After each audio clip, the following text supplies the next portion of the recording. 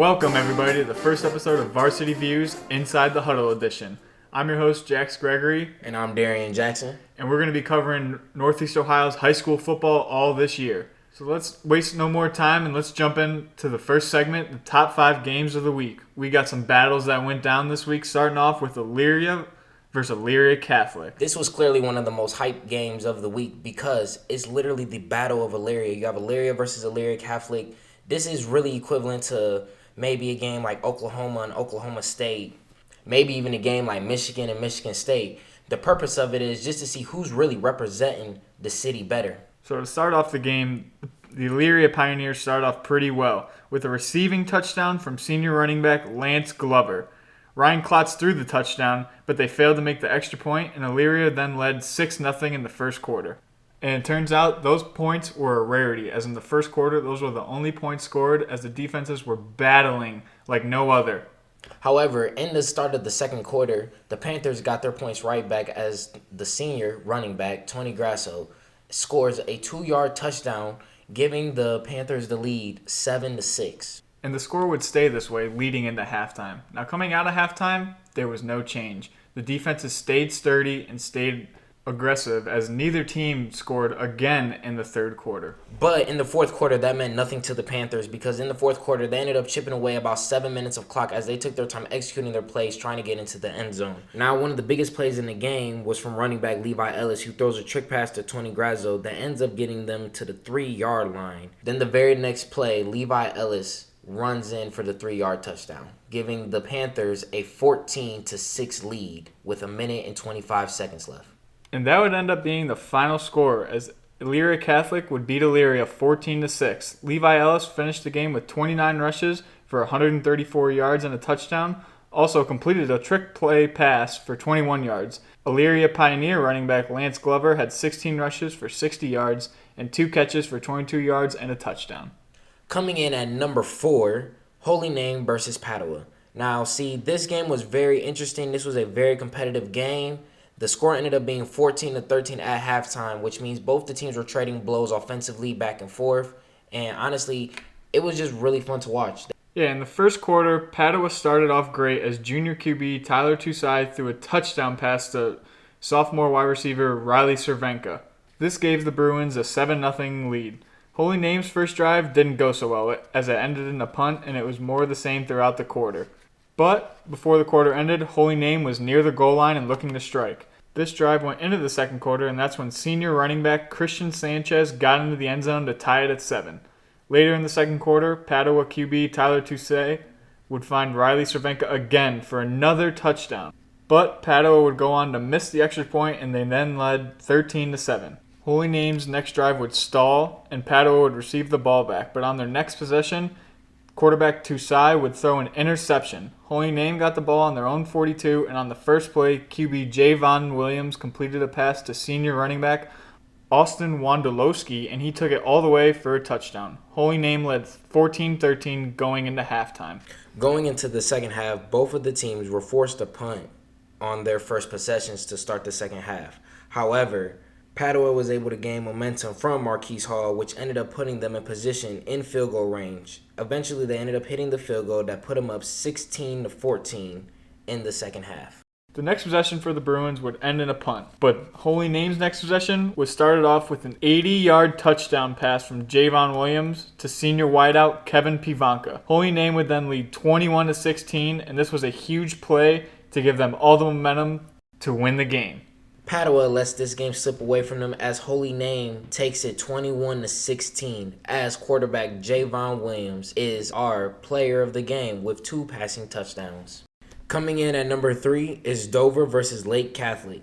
To start the game off, both teams were scoreless in the first quarter. They were playing great defense. They were locking each other down and preventing anything from even happening. Going into the game still, it was a little bit of rain. There was a little bit of weather issues going on, but it didn't stop them. They kept going. They hustled through it, and Lake Catholic ended up being the first team to score as they lead 7-0. Yeah, Lake Catholic's first touchdown came in the second quarter from senior running back Nick Brandt on a 2-yard touchdown. Pouring rain began, but the game continued on. Dover drove down the field, and kicker Lucas Lane made it 7-3 right before half with a 45-yard field goal.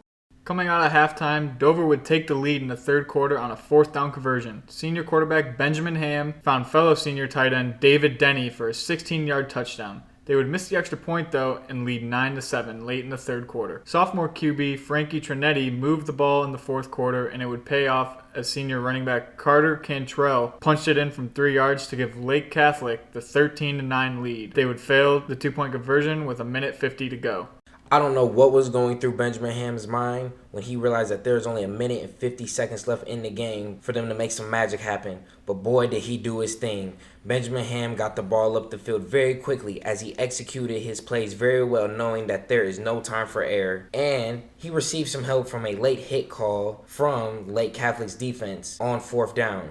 This call ultimately put the ball on the 3-yard line with 3 seconds left to go in the game. Benjamin Ham found David Denny one more time for the game-winning touchdown. And who else? Benjamin Ham would win player of the game with 2 passing touchdowns. The final score would end up being Dover with 16 and Lake Catholic with 13. Coming in at number 2 on our countdown was Eastlake North versus Garfield Heights. This game was a defensive battle. A point was not on the board until 2 minutes left in the first half, when Garfield quarterback Noah Warnman found wide receiver Tommy Ben for a 65-yard touchdown to go up 7-0. Eastlake would respond, though, instantly, as wide receiver Curtis Thomas scored on a screenplay on the last play of the first half. Garfield would head into halftime on top 8-7.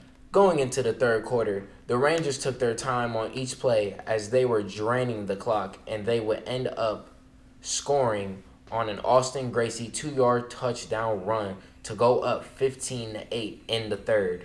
Heading into the fourth quarter, there is no score from either team until the freshman quarterback, Nagal Pickett, came into the game for the last drive as he led his team down the field with a couple seconds remaining. Running back Tommy Ben scored the touchdown to go down by 1 point. Pickett would then run the ball up the middle for the 2-point conversion, giving the Bulldogs the win as they go up 16-15. And for the number 1 game of the week in Ohio high school football, we have the Copley Indians going up against the school I'm an alumni of, the Twinsburg Tigers. This game saw offense everywhere. If you love offense, this is the game for you. Defense, not so much. Twinsburg opened up the game with an 82-yard kickoff return, but it was called back for holding. And let me tell you, the Twinsburg running back, Quincy Newsome, he's a senior, he had himself a monster day on the gridiron. I mean, monster day. Something that you don't see high school running backs do too often. I think you're only saying it's the best game of the week because it's your school, but we're not going to get into that because I can agree with you. The score ended up being 45-43. That's already a high-scoring game as it is, which means offense is going ridiculous on both ends. That means they're executing tremendously from both teams. I mean, the amount of yards that was from both teams was absolutely ridiculous. We got 80-yard passes, 70-yard passes, 60-yard passes, 50-yard passes. I mean, I'm talking about Hail Marys, like, left and right. Like, they're getting up. And for that man, Quincy Newsome, 3 touchdowns and 204 yards for the game. I mean, come on now. Yeah, I mean, you basically just proved my point, though, of why it's the game of the week. Same, 45-43. You forgot to mention that Twinsburg won on a game-winning field goal. And we're not even mentioning one of the best high school quarterbacks I've seen play in his highlights, DeJuan Owens from Copley. I mean, the kid had 290 yards passing, 4 touchdown passes, and he also rushed for 107 yards. DeJuan, I'm sorry, you would have been player of the week if Copley could have inched it out over my Twinsburg Tigers. I'm going to be honest, his name was right. Yeah. His parents gave him the right name for this sport. He is the one. I agree. But yeah, all in all, I think we can both agree that this was the game of the week. I mean, we saw 2 star athletes in Quincy Newsome and DeJuan Owens go off, high scoring, coming down to the final seconds. This was just a classic high school football matchup, I think. I mean, what better way to start a season off to be able to compete with such a good team? Like, I've heard that the Twinsburg Tigers are a really good team. Well, that's up for debate because they do have a new coach, and their new coach, he was the head coach at Bedford, and he'd made the playoffs 2 of the past 3 years, I believe. So if this new coach can find talent on the roster, unlike the other coach could. Sorry, not gonna name him, but he wasn't a very good one. The Tigers, they could have a bright future ahead of them. I mean, with Quincy Newsome on the team, all he has to do is play as half as good as he did in week 1. I mean, sky's the limit for this team. I mean, you could start playing through him, running through him, and I mean, we'll see what happens. We're not expecting him to do 200 yards every game, but I mean, he pulling 100. I mean, you guys probably gonna be successful. I'm be honest. That's the one thing that they're gonna have to try to figure out, because old coach, he wouldn't know how to adjust. Teams are gonna adjust to Quincy Newsome running the ball. Seeing this game he had 204 yards, they're gonna be prepared for Quincy. So it's gonna depend on how well they can develop a different game plan when that's not working. But with all that being said, yes, Twinsburg Copley was the game of the week. And that will take us into our next segment, which is naming player of the week. And if you couldn't already tell, I think we both agreed upon Quincy Newsome, senior running back for the Twinsburg Tigers, with 204 rushing yards and 3 touchdowns. I mean, it was pretty self-explanatory, let alone that this was our number 1 pick for games of the week. And, of course, he was going to win it. Not saying that every number 1 game of the week will only have that player of the game, but come on, man. 3 touchdowns with 200-plus yards. I mean, it's insane to see at the high school level. So he was definitely winning that. And now for our final segment is a preview into Week 2 of high school football. Our first game that we think is going to be a great one to watch out for is North Royalton at Highland. Highland being 2-0, North Royalton being 1-0, a battle of the undefeateds. I'm looking forward to see who comes out on top of this one. Game number 2 will be Medina at Avon. Both teams are still undefeated as well. And, I mean, there's a lot of 1-0 teams out there, so we're going to see someone's going to lose.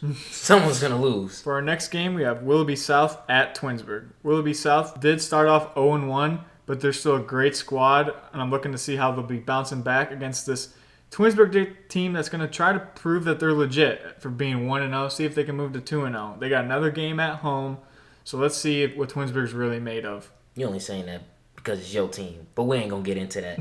Game number 4, St. Mary's will be at Defiance. Both teams are also 1-0, and like I said before, someone got to lose. We're going to see who's going to be head honcho. And what might be the game of the week, I'm predicting this is just a big matchup. 1-0 Mentor against St. Ignatius. Ignatius is one of the powerhouses here in Ohio, in Northeast Ohio. Like I said, in all of Ohio. This game is going to be a great game to tune into. Number 1 game of the week, I believe, next week. We'll be talking about them again. Oh, yeah, for sure. This team is most definitely tough. It's really hard to beat a team like that in that conference because St. Ignatius, they run everything. I'm going to be honest. They're really like that. They always make deep runs in the playoffs. They're a force to be reckoned with. But Mentor has had great talent through there. NFL quarterback now, Mitch Trubisky, went to Mentor. It's just going to be a great game. I can't wait to tune into that one. Most definitely got to be a team on our list next week. For sure. That seems to be all the time we have for today. Thank you for joining us on this first episode of Varsity Views Inside the Huddle Edition. I'm Jax. And I'm Darien. And we'll see you guys next week.